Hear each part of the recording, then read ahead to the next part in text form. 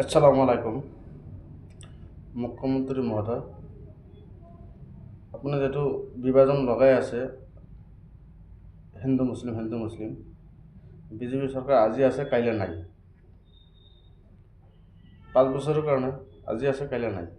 মাজতে আমাৰ হিন্দুসকল ভাই মুছলিমসকল ভাইসকলো বিভাজন লগাইছে। এই বিভাজনটো ৰাজনীতিত নকৰিব। বাংলাদেশী এজেণ্ট আমি নহয়। মোৰ যদি আম্মাও হয় বাংলাদেশত যাব লাগিব। মোৰ বাংলাদেশৰ পকত নাই, কিন্তু আপোনালোক ক'বলৈ সাহস নহ'ব।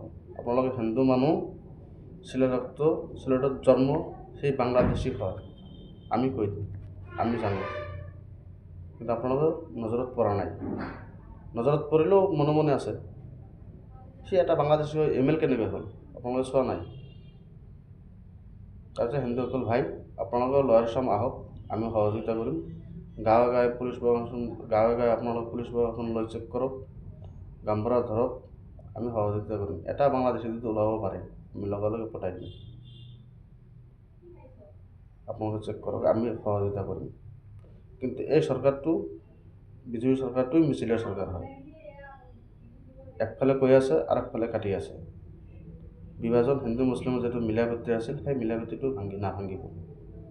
এনে মানুহক হাৰাশাস্তি কৰি লাভ নাই, সেই মিলা প্ৰীতিটো নাভাঙিব। জয়